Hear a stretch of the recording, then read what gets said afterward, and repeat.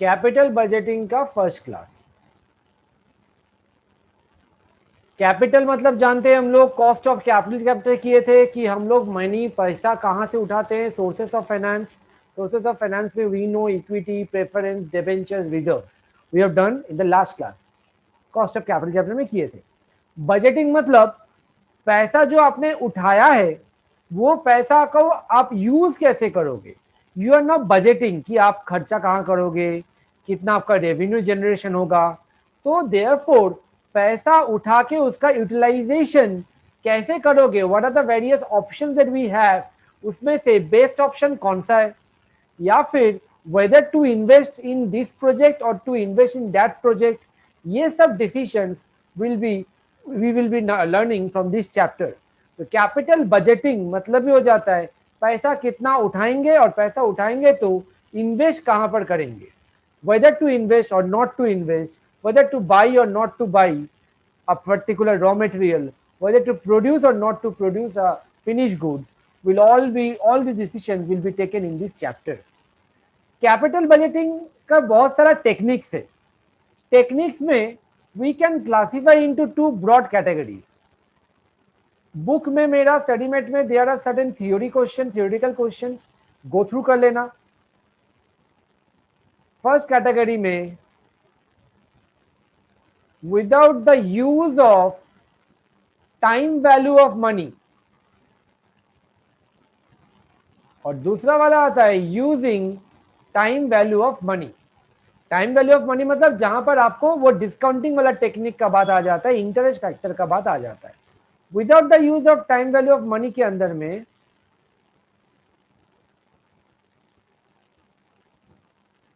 एक सेकेंड,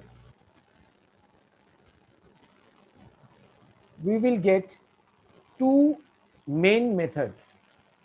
एक होता है accounting rate of return, accounting भी बोला जाता है, एवरेज रेट ऑफ रिटर्न भी बोला जाता है, शॉर्ट फॉर्म में ARR। और एक आता है पेबैक पीरियड।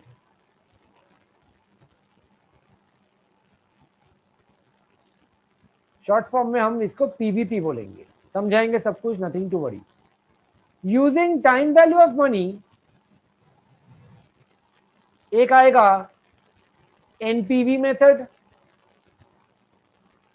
दूसरा आएगा IRR, सब फुल फॉर्म बाद में डिस्कस करेंगे हम लोग। थर्ड आएगा PI, प्रॉफिटेबिलिटी इंडेक्स। फोर्थ आएगा नेट प्रेजेंट वैल्यू।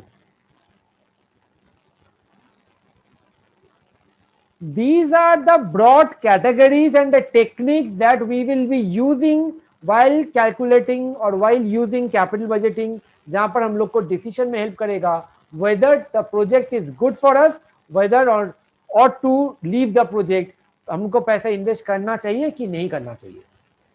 सबसे पहले without the use of time value of money है तो ARR से हम लोग स्टार्ट करेगा। ARR में फॉर्मूला दिया, एक्सक्यूज मी, आपको पेज 62 में आपको इसका डेफिनेशन मिल जाएगा मेरा स्टडी मटेरियल में, पेज 62 या फिर कैपिटल बजटिंग का सेकेंड पेज, उसका नीचे में आपको मिलेगा अकाउंटिंग रेट ऑफ रिटर्न या ARR, जिसका फॉर्मूला आता है average profit after tax divided by average investment into 100। लिख लीजिए जल्दी से, एवरेज पैट कैसे आता है,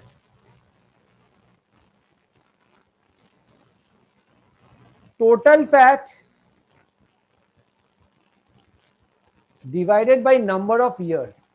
सर समझ में नहीं आ रहा है, सुनो, आपका 5 साल दे दिया है, 5 साल का प्रॉफिट, 5 साल का प्रॉफिट को आप एवरेज करोगे, डिवाइडेड बाय 5 करोगे तो एवरेज प्रॉफिट आफ्टर टैक्स आ जाएगा, ठीक है। एवरेज इन्वेस्टमेंट कैसे निकालोगे, average investment is equal to cost of the investment minus scrap value, cost plus installation expense,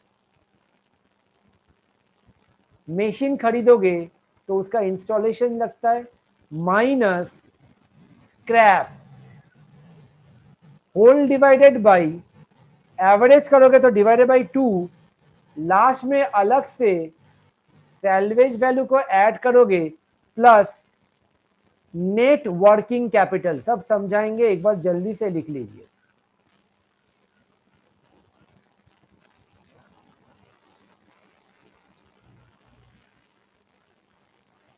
sir machine का इंस्टॉलेशन चार्ज यहां पर कहां पर आया?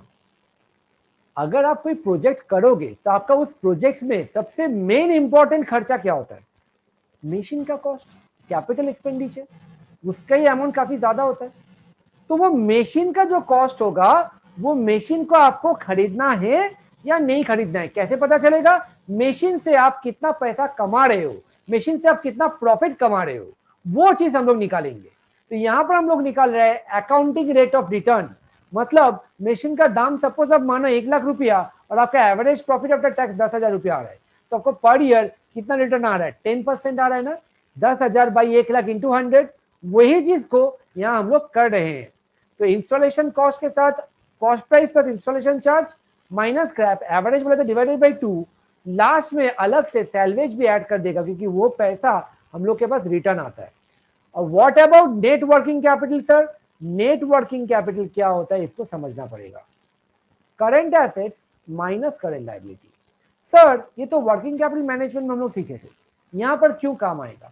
अब एक बात सोचो, सीए अगर ज्यादा होता है, से सीए मेरा 10,000 है, करंट लायबिलिटी 2,000 है, 8,000 मेरा वर्किंग कैपिटल होता है।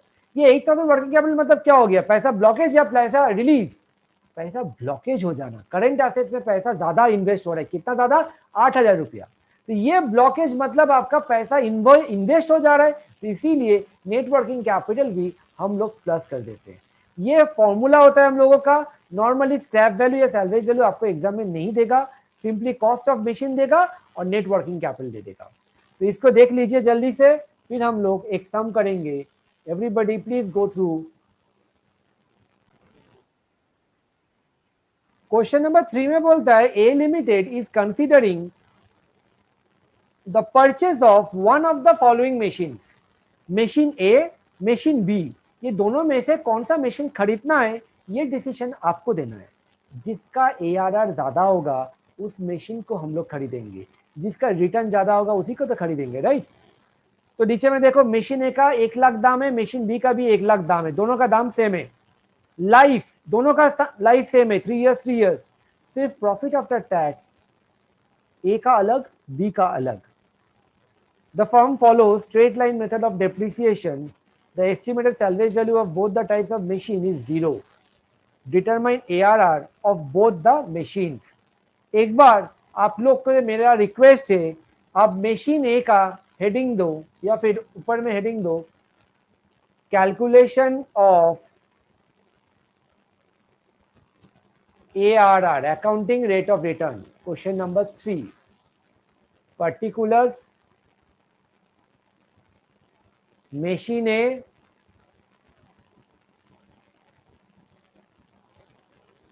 Machine B. अब हम लोग यहां पर डालेंगे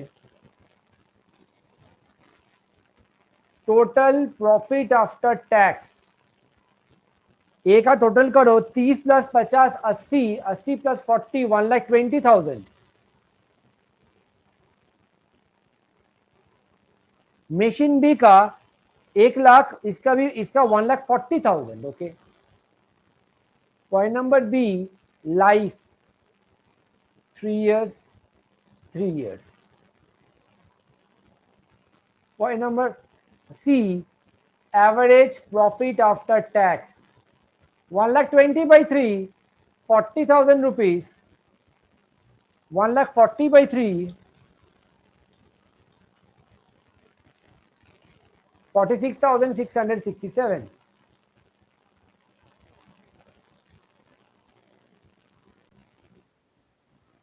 एवरेज इन्वेस्टमेंट का formula cost plus installation charges minus scrap whole divided by 2 plus scrap plus net working capital. यहाँ पर ना इंस्टॉलेशन है ना स्क्रैप है, बोला है ना, scrap is the estimated scrap value is 0। तो 1 लाख बाई 2 1 लाख बाई 2, तो दोनों का एवरेज इन्वेस्टमेंट सेम आ जाता है 50,000 और 50,000। Now point number F, accounting rate of return.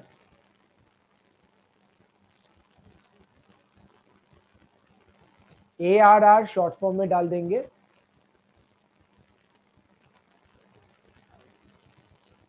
is equal to C by E into 100, right? Average PAT by average investment into 100।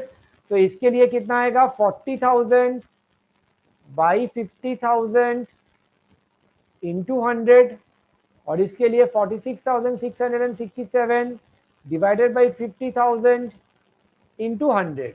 Please solve and take out the answer। 40 by 50 मतलब ये 80% हो जाता है,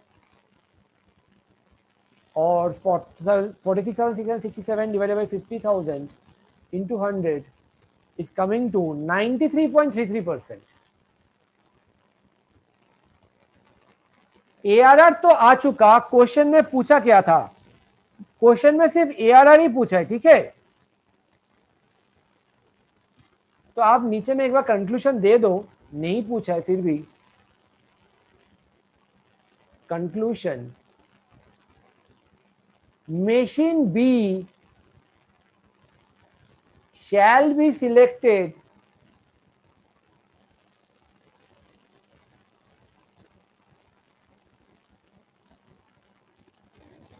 over machine A as it has higher ARR than A।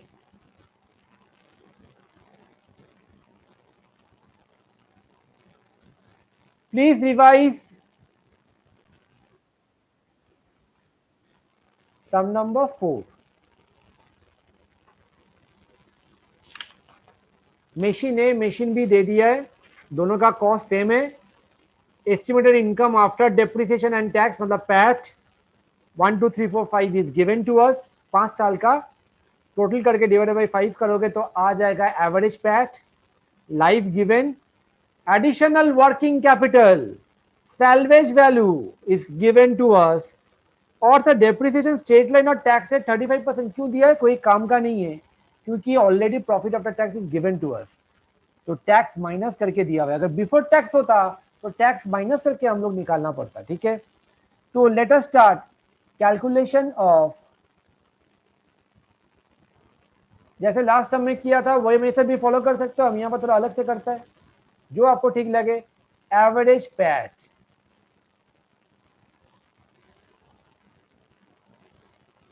Machine A 3375 plus 5375 plus 7375 plus 9375 plus 11375 whole divided by 5। Total is coming to 36,875 divided by 5 करोगे तो आ जाएगा 7,375। Cross check कर लेना एक बार। Machine B in the same way, ऊपर का सब कुछ टोटल करके डिवाइडेड बाई 5 करोगे तो हम लोग का आना चाहिए, इसका भी सेम आएगा 7,375। प्रैट आ गया है। इसके बाद calculation of average investment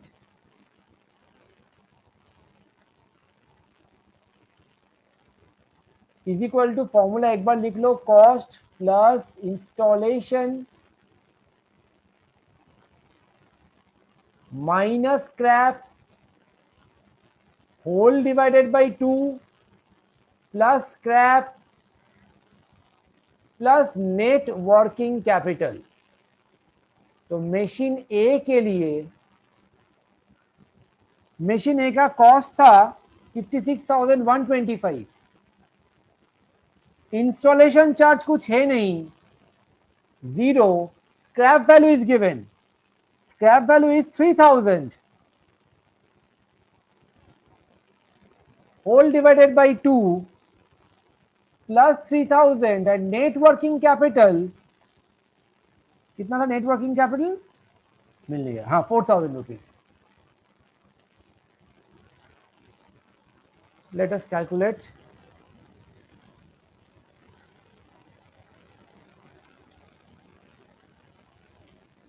three three five six 2.5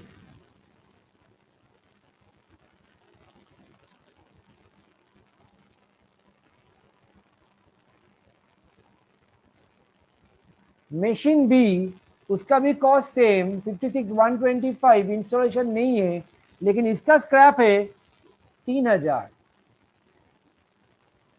by 2 plus 3,000 plus working capital 5,000।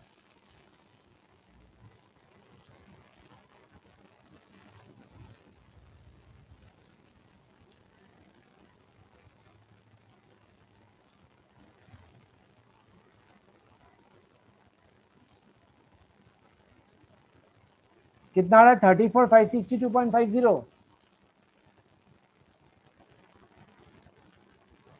अब ARR is equal to formula average PAT by average capital employed, sorry, average investment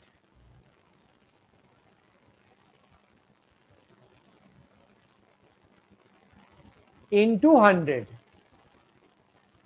तो मशीन ए के लिए कितना होगा?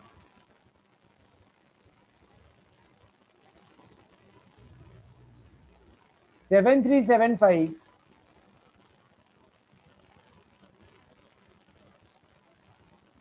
34,562.5 इंटू 100। मशीन बी के लिए 7,375 divided by 3, मैंने गलत कर दिया, इसका कॉस्ट 33,562 होना चाहिए था, इन्वेस्टमेंट 33,562 और इसका 34,562 इंटू 100। प्लीज कैलकुलेट और बोलो कितना आ रहा है। पे बैक पीरियड का मतलब क्या होता है? इसका मतलब होता है आप कोई प्रोजेक्ट में पैसा इन्वेस्ट किया। क्यों इन्वेस्ट करते हैं हम लोग पैसा? To get return, to get profit, right? अपने पैसा इन्वेस्ट किया है तो वो जो पैसा इन्वेस्ट है वो पैसा आपके पास कितना दिन के अंदर वापस आएगा? इट्स लाइक 10,000 रुपया आपने इन्वेस्ट किया है और हर साल आपके पास 1,000 रुपया करके पैसा रिटर्न आ रहा है। तो जितना आपने इन्वेस्ट किया है वो इन्वेस्टमेंट का पैसा आपके पास वापस आने में कितना टाइम लगेगा? 1,000 इंटू 10, 10,000, तो 10 साल लग जाएगा। तो that 10 years is known as pay back period. तो pay back period denotes with number of years, time limit के बारे में बात हो रहा है। Getting me? जिस प्रोजेक्ट का पे बैक पीरियड कम होगा वो बढ़िया है। कोई मेरे को 4 साल के अंदर पैसा वापस कर देगा, कोई प्रोजेक्ट मेरे को 10 साल में देगा, कौन सा बेटर होगा? तो 4 साल में देगा, हम उसी को करेंगे। Getting me? तो therefore payback period is very important and easy also. Example से समझा रहा है।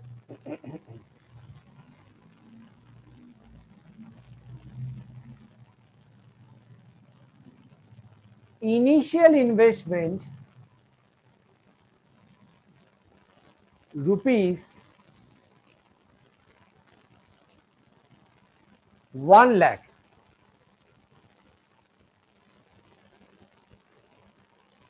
कैश फ्लो, अच्छा यहां पर लिख लो life 5 years, cash flow after tax year 1, 2, 3, 4, 5, cash flow after tax को हम बोलता है CFAT। 30,000, 40,000, 15,000, 15,000, 30,000। डिटरमाइन और कैलकुलेट पे बैक पीरियड। सबसे पहले आप जब भी ये सम को करोगे आपका दिमाग में ये स्ट्राइक होना चाहिए था कि सर सीफैट मतलब क्या होता है, कैश फ्लो आफ्टर टैक्स। हम लोग तो ARR में किए थे प्रॉफिट आफ्टर टैक्स, तो सर प्रॉफिट आफ्टर टैक्स और सीफैट में डिफरेंस क्या होता है सर? प्रॉफिट मतलब PL वाला प्रॉफिट होता है जहां पर नॉन कैश आइटम भी माइनस हो जाता है। कैश फ्लो आफ्टर टैक्स में नॉन कैश आइटम को नहीं लिया जाता है, जो चीज हम लोग कैश पे पेमेंट किया उसी को लिया जाता है। इफ नथिंग इज मेंशन्ड, कोई पर्टिकुलर कंपनी में नॉन कैश कौन सा वाला आइटम होगा ही होगा? डेप्रिसिएशन। आप नया प्रोजेक्ट बनाओगे तो मशीन खरीदोगे तो मशीन का डेप्रिसिएशन होगा, तो डेप्रिसिएशन मेरा क्या हो गया? कैश आइटम या नॉन कैश आइटम? डेप्रिसिएशन मेरा नॉन कैश आइटम। हम लोग दुकान में जाके डेप्रिसिएशन नहीं खरीदते हैं, ये हम लोग सेल्फ चार्ज करते हैं, तो therefore depreciation is a non cash item. तो पैट के साथ यहां पर लिख लीजिए CFAT is equal to profit after tax, उसके साथ डेप्रिसिएशन जोड़ दोगे तो आपका CFAT आ जाएगा। इसके बारे में डिटेल में हम लोग थोड़ी देर बाद और डिस्कस करेगा। फिलहाल आपको देखना है CFAT दिया है कि नहीं दिया है। हाँ सर, स्पेसिफिकली मेरे को CFAT दे दिया यहाँ पर। तो अब इसको, इसी कॉलम को मतलब टेबल को आगे बढ़ाते हैं। ईयर कैश फ्लो, इसके बाद वाला कॉलम कब लिखोगे? Cumulative cash flow. क्यूमुलेटिव, ठीक है, टोटल। तो 30,000, 2 साल में कितना हुआ टोटल? 30 + 40 70,000, 3 साल में 15,000 तो 85, 4 साल में 85 + 15 1 लाख, और 5 साल में 1,30,000। Got it everyone? नाउ आपको ढूंढना है प्रोजेक्ट का इनिशियल इन्वेस्टमेंट कितना था। प्रोजेक्ट का इनिशियल इन्वेस्टमेंट 1 लाख था। देखो तो 1 लाख कब आता है? First year no, second year no, third year no, fourth year yes sir, fourth year में मेरा 1 लाख आ जाता है टोटल। ये एरो दे देना ऐसे। देयरफॉर पे बैक पीरियड मेरे को 4 साल लगेगा वो पैसा को रिकवर करने में। Is this clear everybody? यही सम है, यही आंसर है, दैट्स ऑल। क्लियर है यहां तक आपको? इस सम को कर लीजिए, कॉपी कर लो, फिर वीडियो को पॉज करके सॉल्व कर लेना, those are doing from the videos. Payback period निकालना है, कोशिश करो, हम करवाएगा ऑब्वियस है। So as you know, years cash flow after tax के बाद हम लोग को निकालना पड़ता है cumulative cash flow after tax. It's coming to 30, 1,10,000, 1,60,000, 2 lakh, 2,70,000, 3,30,000। मेरा इन्वेस्टमेंट है यहां पर 2,50,000 का, तो 2,50,000 मेरे पास वापस कब आ रहा है? 4 और 5 का बीच में आ रहा है। बहुत स्टूडेंट लोग आधा ज्ञान लेके एग्जाम करते हैं, वो लोग सॉल्व करके आता है 4.5 years is the answer. No, that is not the correct answer. तो सर क्या होगा करेक्ट आंसर? जो हम करवा रहे हैं उसको एक बार ध्यान से देखो। 4 years होगा ये तो हमको श्योर है, और 5 years नहीं होगा, 4 years के पहले नहीं होगा, 4 और 5 के बीच होगा, यानी कि 4 years कुछ महीना तो होगा, ये हम लोगों को पता है। नाउ मेरे को एक बात बोलो, 5th ईयर में आपका कैश फ्लो आफ्टर टैक्स कितना था? 70,000, राइट? और इसके पहले तक आपके पास कितना रुपया आ गया था? 2 लाख ऑलरेडी आ चुका था। तो अभी आपको और कितना चाहिए? अभी आपको 50,000 रुपीज चाहिए। तो मेरा 70,000 रुपया पाने में 1 साल का टाइम लगा इन द 5th ईयर, तो 50,000 पाने के लिए कितना टाइम लगेगा? 1 डिवाइडेड बाई 70,000 इंटू 50,000।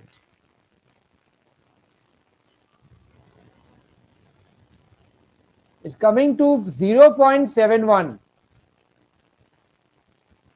तो आपका हो जाएगा 4.71 ईयर्स। सर महीना में अगर एक्सप्रेस करना चाहेंगे तो, अगर आप मंथ में एक्सप्रेस करना चाहोगे तो ये 1 के जगह आप 12 लिख लेना। तो मतलब 70,000 12 मंथ्स में आ रहा है, तो 50,000 कितना मंथ में आएगा? 12/70 इंटू 50, जीरो काट दिया, 12 डिवाइडेड बाई 70 इंटू 50, 8.57, यानी कि आप 9 मंथ्स मान लो, तो 4 ईयर्स 8.57 मंथ्स लिखो, या फिर 4 ईयर 9 मंथ्स लिखो। मेरा सजेशन, अगर सिर्फ पेबैक पीरियड बोलेगा, आप ऐसे एक्सप्रेस कर देना आंसर को। तो सर इसका कोई फॉर्मूला नहीं, इसका कोई फॉर्मूला नहीं है, बुक में आपको फॉर्मूला मिलेगा। मेरा सजेशन, आप इसके लिए फॉर्मूला मत रटो, आप लॉजिक लगाओ। क्या लॉजिक? 4 ईयर्स तो होगा ही, प्लस आपका शॉर्टेज कितना था? 2 लाख के बाद शॉर्टेज कितना है? 50,000। 50,000 डिवाइडेड बाई नेक्स्ट ईयर का कैश फ्लो, दैट इज 70,000। ये जो मैंने किया, ये तो यही वाला चीज है। 1 का तो कोई मतलब नहीं हो रहा, तो 50/70, 50/70। Getting me everyone? तो फिर आपका डायरेक्टली इसको लिख लीजिएगा 4.71 ईयर्स। फिर से बता रहा है, if you want to remember by words, ये हो जाता है शॉर्टेज और ये हो जाता है cash flow of the next year. Understood everyone?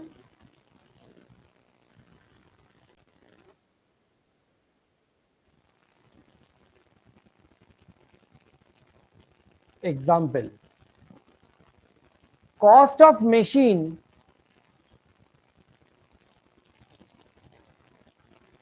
50,000,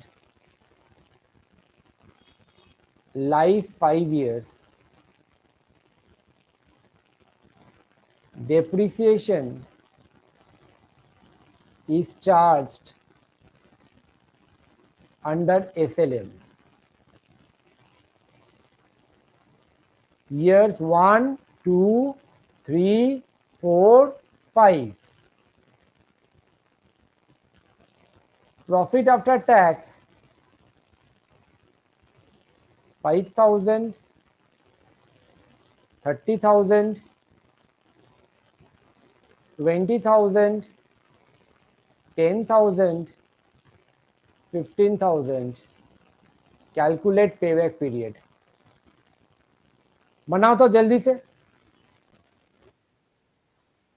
ये वाला सम में आपका सी फैट नहीं दिया हुआ है, बल्कि आपको दिया हुआ है प्रॉफिट आफ्टर टैक्स। हम आपको बोला था प्रॉफिट आफ्टर टैक्स के साथ डेप्रिसिएशन जोड़ोगे तो सी फैट आता है। Depreciation 5 years straight line method तो 10,000 करके आएगा। तो हम लोग का यहाँ पर डेप्रिसिएशन का एक कॉलम बनाए, 10,000, 10,000, 10,000,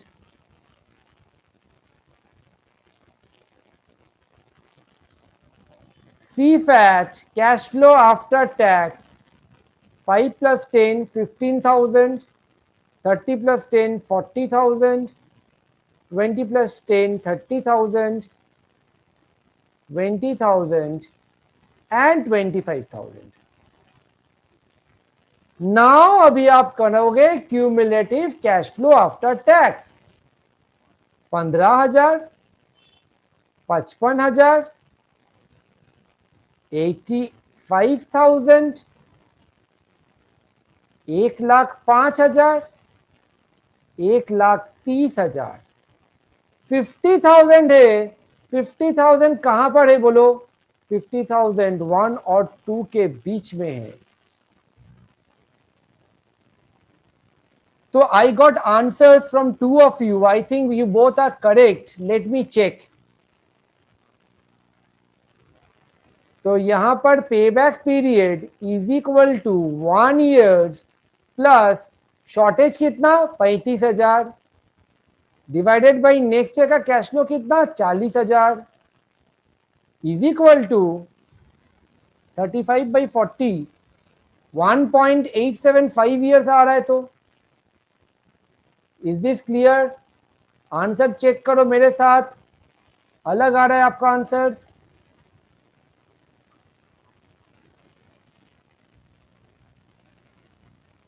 हेलो एवरीबॉडी, 1.64 कहां से आ रहा है? कैपिटल बजटिंग में बहुत सारा मेथड हम आपको बोला, एआरआर छोड़ के, अकाउंटिंग रेट ऑफ रिटर्न छोड़ के बाकी सब मेथड में, वो आपका पेबैक पीरियड हो, प्रॉफिटेबिलिटी इंडेक्स हो, आईआरआर हो, एनपीवी हो या डिस्काउंटेड पेबैक हो, ये सब जगह में सीफैट काम आता है। कैश फ्लो से इंपॉर्टेंट है, ना कि प्रॉफिट। प्रॉफिट आफ्टर टैक्स सिर्फ एआरआर में काम आता है, तो याद रखिएगा, ठीक है? Okay, now I hope you all remember discounting technique. तो उसी को हम लोग यहां पर थोड़ा अप्लाई करेंगे। Last sum, suppose in the last question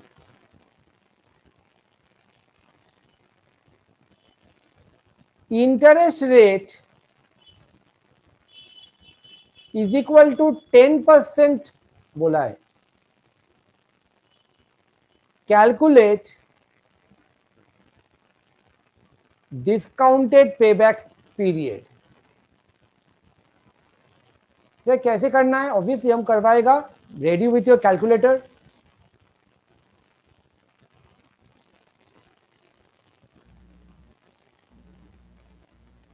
यहां तक पूरा सम सेम रहेगा, सिर्फ इसके साथ एक एडिशनल कॉलम जोड़ेगा जिसका नाम आएगा डिस्काउंटिंग फैक्टर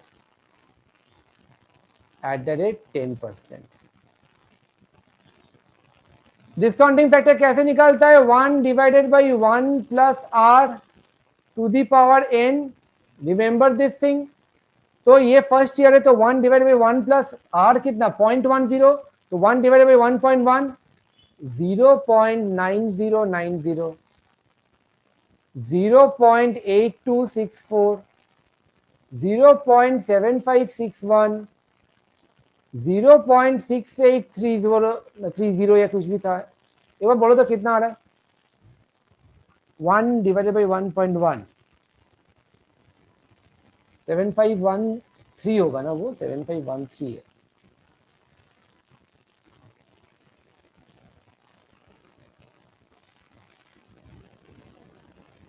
$6830 और 6209। अब ये जो क्यूमुलेटिव कैश फ्लो है, इसको आप डिस्काउंटिंग में कन्वर्ट करोगे। पहले एक बार डिस्काउंटिंग फैक्टर सब लोग लिख लीजिए जल्दी से। अच्छा, कहां पर थे हम लोग? अच्छा, वो ये वाला ना, डिस्काउंटेड पेबैक। अच्छा, सिर्फ एक काम करते हैं हम लोग, इसको अलग से नीचे में कर लेता है, बेटर होगा, so that you can have a clear understanding. We will copy this column CFAT, we will copy discounting factor.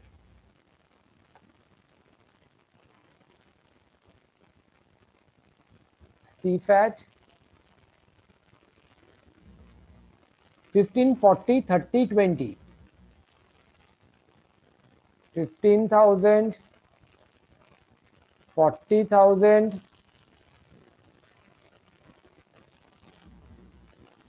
30,000, 20,000, 25,000.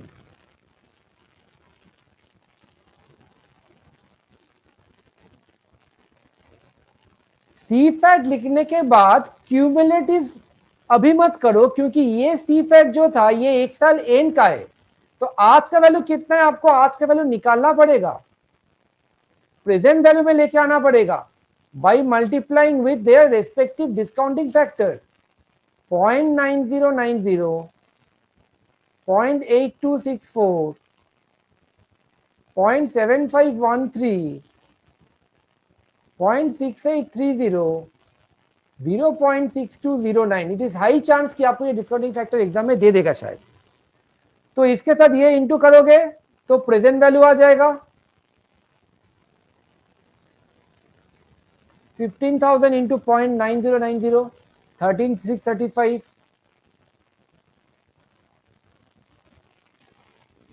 40,000 into 0.8264, 33,056.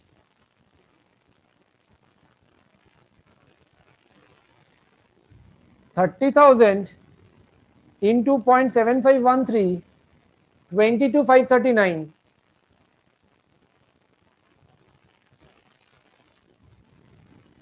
20,000 into 0.683, 13,660.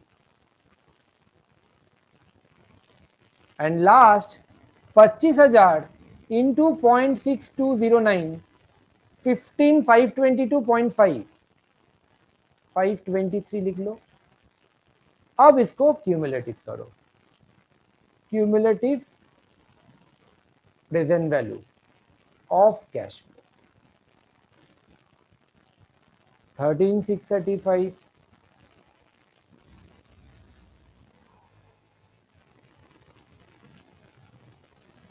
plus 33,056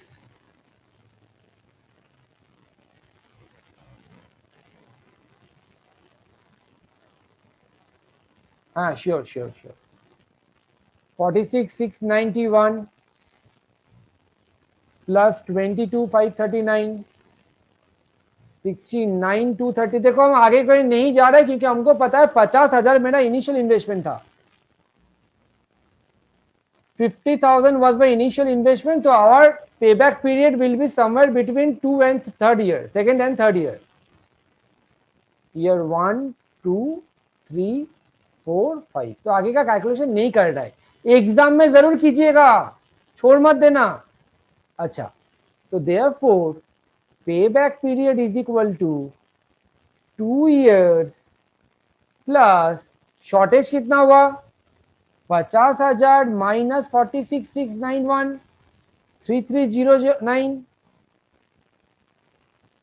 divided by third year का कैश फ्लो प्रेजेंट वैल्यू का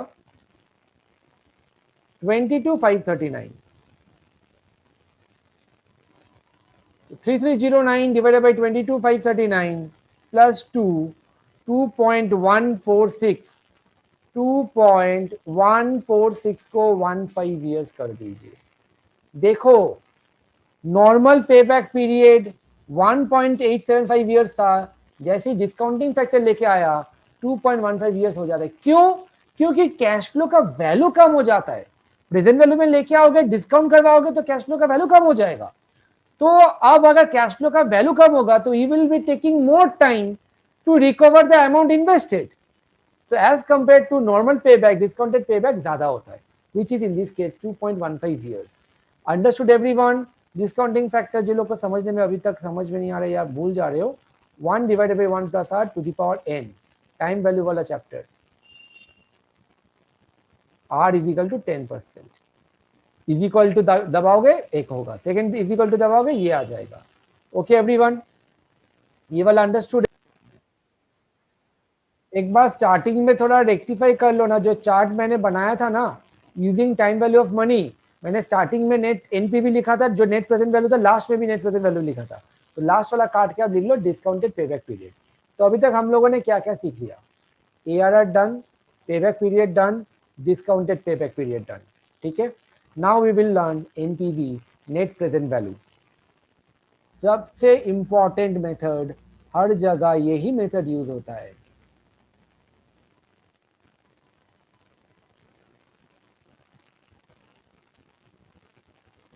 net present value method.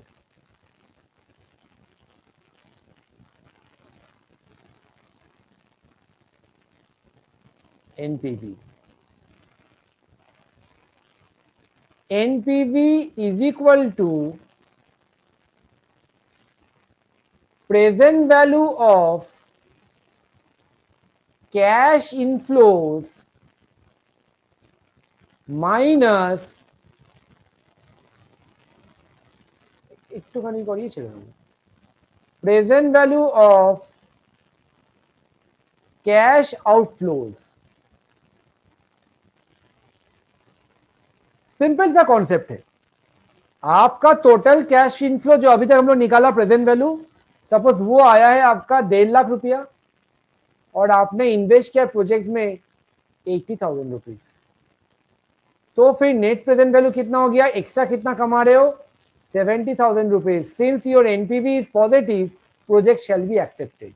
जब भी मेरा NPV positive होगा हम लोग project को accept करेंगे, अगर नेगेटिव होगा तो रिजेक्ट कर देंगे। और दो प्रोजेक्ट अगर दिया हुआ है तो जिसका एनपीवी ज्यादा होगा वो वाला प्रोजेक्ट को हम लोग सिलेक्ट करेंगे। Okay everyone, now present value of cash inflows में बहुत कुछ आता है। क्या क्या आता है sir?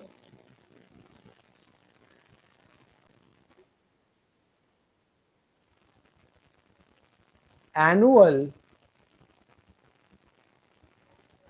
Post tax cash flows, मतलब सी फैक्ट हर साल का, प्लस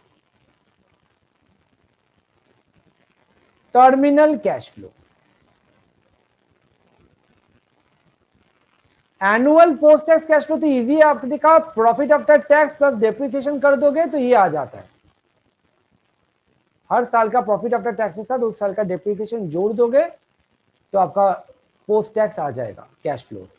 उसको प्रेजेंट वैल्यू कैसे करोगे, उसको इनटू डिस्काउंटिंग फैक्टर करोगे, फर्स्ट ईयर का डिस्काउंटिंग फैक्टर के साथ फर्स्ट ईयर का इनटू सेकंड ईयर का, थर्ड ईयर का, लाइक दैट, तो मेरा प्रेजेंट वैल्यू आ जाएगा। टर्मिनल कैश फ्लो क्या होता है वो समझना पड़ेगा। सब हेडिंग दो, टर्मिनल कैश फ्लो। टर्मिनल का मतलब क्या है? बहुत जन बोलता है sir bus stop, bus terminal बोलता है ना। बस स्टॉप को बस टर्मिनल क्यों बोलता है? टर्मिनल मतलब वहां पर जाके बस रुक जाता है, एकदम एंड वाला जो स्टॉप होता है, जो उसका स्टैंड होता है जहां पर वो रहता है, शुरू करता है या एंड करता है जर्नी को, तो उसको हम लोग बस टर्मिनल्स बोलता है। टर्मिनल्स मतलब बस का जर्नी वहां पर खत्म होगा या बस का जर्नी वहां से शुरू होगा। यहाँ पर टर्मिनल मतलब एंड। तो जब भी आप प्रोजेक्ट को बंद करोगे तो आपके पास क्या क्या कैश फ्लो आएगा उसको टर्मिनल कैश फ्लोज कहलाता है। क्या क्या आएगा इसके अंदर में, is equal to cash flow of the last year plus salvage value if any. क्या होता है ना, अगर आप कोई मशीन को खरीदे हो कोई प्रोजेक्ट के लिए, से 5 साल का प्रोजेक्ट है, 5 साल के बाद वो मशीन को क्या करेंगे हम लोग, बेच देंगे, स्क्रैप कर देंगे, तो कुछ पैसा मिलेगा, तो वो भी मेरा टर्मिनल कैश फ्लो में आ जाता है। Plus release of net working capital. Sir मतलब नहीं समझे, एकदम समझाएगा। थोड़ी देर पहले हम लोग एक सम किया था जहां पर वर्किंग कैपिटल का कुछ जिक्र था। वर्किंग कैपिटल का मतलब होता है, हम बोला था current assets minus current liability. जब आप कोई प्रोजेक्ट करोगे तो उस प्रोजेक्ट के लिए आपको कुछ वर्किंग कैपिटल रिक्वायर्ड रहता ही है, कुछ पैसा आपका ब्लॉक रहेगा उस पर्टिकुलर प्रोजेक्ट के लिए। अगर नहीं करते तो वो पैसा ब्लॉक नहीं होता। सर एग्जाम्पल, रॉ मटेरियल्स बेचेंगे तो कस्टमर्स, तो ये सब करंट एसेट्स होता है, तो वहां पर पैसा मेरा ब्लॉक रहता है। जैसे ही प्रोजेक्ट बंद हो जाता है वो जो पैसा मेरा ब्लॉक था वो रिलीज हो जाएगा। तो वो कब होगा, जब प्रोजेक्ट एंड होता है, मतलब टर्मिनल में, तो release of net working capital बोला जाता है। समझ में आया बात को? और एक चीज आपको जानना है, इनिशियल इन्वेस्टमेंट। इनिशियल इन्वेस्टमेंट मतलब प्रोजेक्ट स्टार्ट होने का टाइम पे क्या क्या लगेगा, cost of the project plus project मतलब मशीन भी बोल सकते हो, मशीन का भी दाम हो सकता है, plus net working capital. Project जब शुरू करोगे तो वर्किंग कैपिटल में पैसा आपका घुस जाता है, ब्लॉक हो जाता है, तो वो भी मेरा नेट इनिशियल इन्वेस्टमेंट में गिना जाएगा। ये सब हम लोग थियोरेटिकली कर लिया। जल्दी से आप लोग क्वेश्चन नंबर 1 में आ जाओ तो पूरा पिक्चर क्लियर हो जाएगा। क्वेश्चन नंबर 1 में बोलते हैं XYZ company has under consideration the following capital budgeting proposal, कि कैपिटल को यहां पर हम लोग इन्वेस्ट करें या ना करें। मशीन का दाम 15 लाख, इंस्टॉलेशन 80,000, लाइफ 6 साल, scrap 50,000, profit before depreciation and tax 3 lakh, tax rate 35%। पूछा क्या है? पूछा है इनिशियल कैश फ्लो। तो point number A, initial cash flow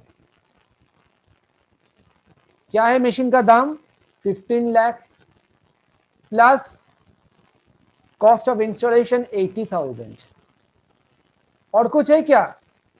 working capital के बारे में इस समय कुछ बोला नहीं है, तो उन्हें है नहीं यहां पर। तो 15,80,000 इनिशियल कैश फ्लो।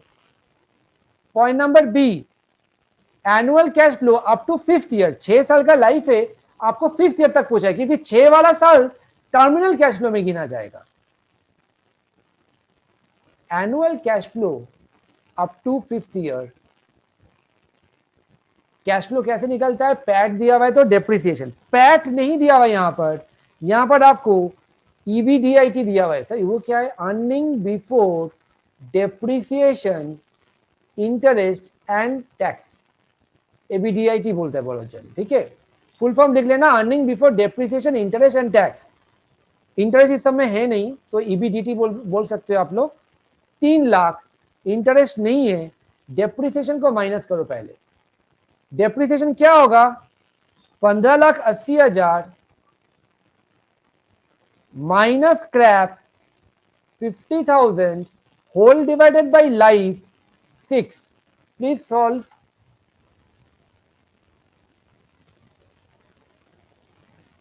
2,55,000। तो 45,000 आ जाता है प्रॉफिट आफ्टर टैक्स, और कैश फ्लो आफ्टर टैक्स के लिए फिर से प्लस डेप्रिसिएशन करेगा। ओ सॉरी, टैक्स था, very sorry, profit before tax आया। प्रॉफिट बिफोर टैक्स आने के बाद हम लोग लेस टैक्स कर देंगे। टैक्स का रेट अगर नहीं दिया हुआ है तो 50% मान लेना, 35% दे दिया है। तो 45,000 का 35% 15,750 माइनस करोगे 29,250 प्रॉफिट आफ्टर टैक्स। हमको चाहिए cash flow after tax plus depreciation 2,55,000। तो मेरा कैश फ्लो आफ्टर टैक्स आ जाता है 284,250। एक बार क्रॉस चेक कर लो कैलकुलेशंस।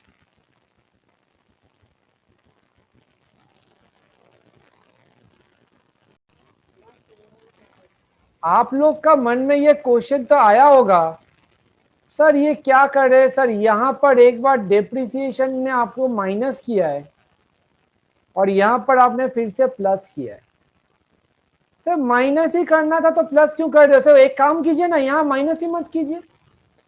ऐसा बोलोगे तो गलत हो जाएगा, क्योंकि यहां पर मेरा इंटरेस्ट के लिए टैक्स में सेविंग्स हो रहा है, सॉरी डेप्रिसिएशन के लिए टैक्स में सेविंग्स आ रहा है।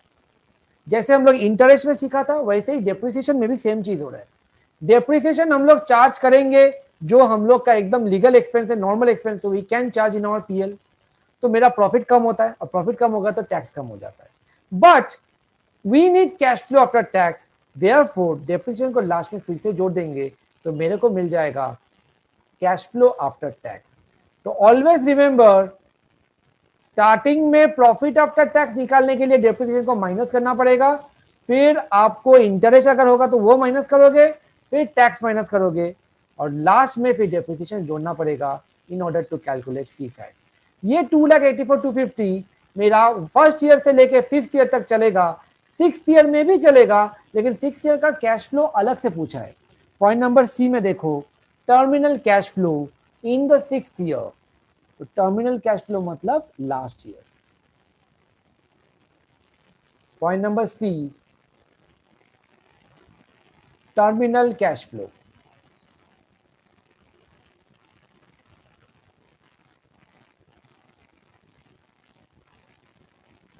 इसमें आपका आएगा annual cash flow after tax for the 6th year is equal to, ऊपर में ही कैलकुलेट किए थे, 284 250 प्लस स्क्रैप वैल्यू 50,000। और क्या है? Is there any other item that to be done? No, I think we are done, right?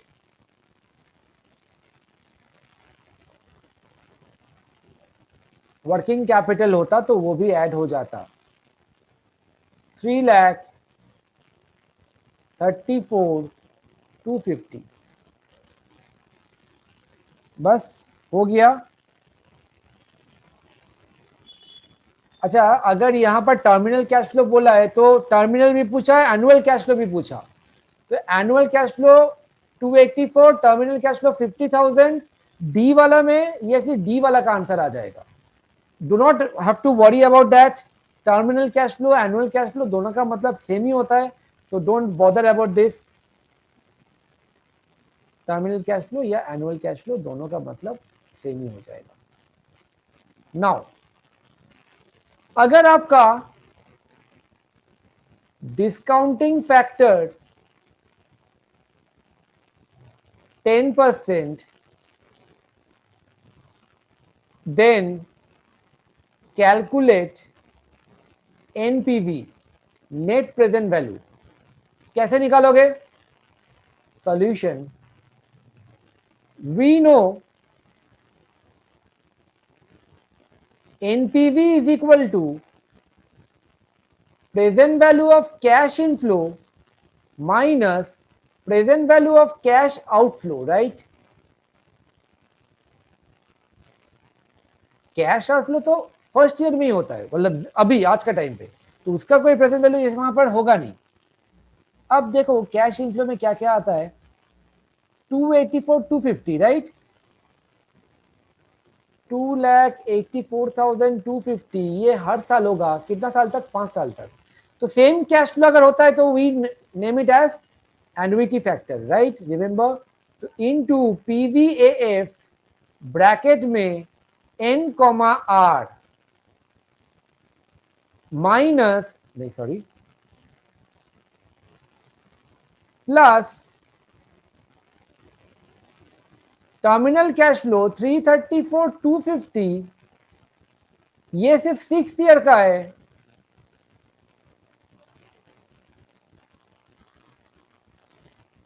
Minus present value of cash out flow which was 15,80,000।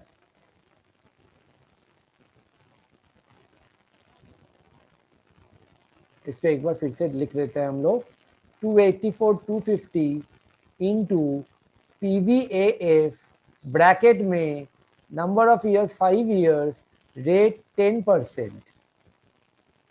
ये जो रहेगा इसके साथ 334 250 into PVIF 6th year R 10% minus 15,80,000। Let us calculate annuity factor के लिए। हम बोला था आपका कैल्सी में 1 divided by 1 plus R equal to equal to equal to equal to करने के बाद जीटी दबाना पड़ता है। अगर आपके वहां पर जीटी नहीं है तो आप एम प्लस करके भी यूज कर सकते हो। जिसका कैल्सी में दिक्कत हो रहा है मेरे को अलग से बोलना, हम आपको सिखा देगा। तो यहां पर क्या आएगा, 1 डिवाइडेड बाई 1.1, फर्स्ट ईयर 0.9090, उसके बाद 0.8264, 0.7513, 0.6830। एक बार फिर से करे जो मेरा यहाँ पर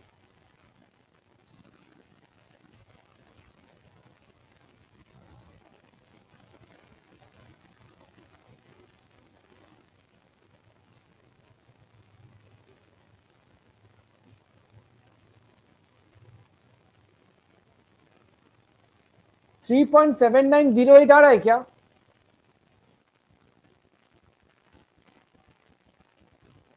$3.7908, please confirm.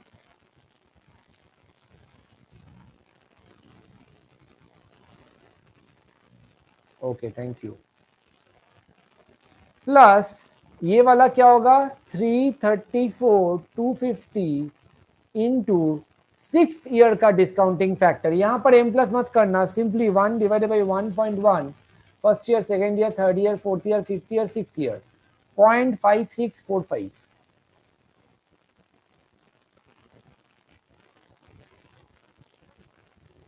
Minus 15,80,000।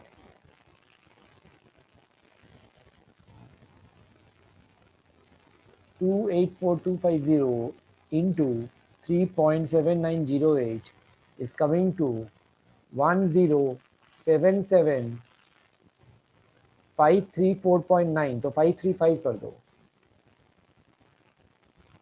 Plus 334,250 into 0.5645, 188,684, 188,684 minus 15,80,000। We can clearly see यहाँ पर मेरा नेगेटिव एनपीवी आ जाता है।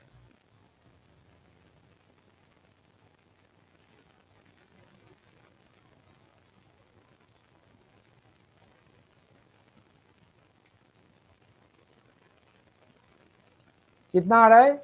313,781 negative. Since NPV is negative,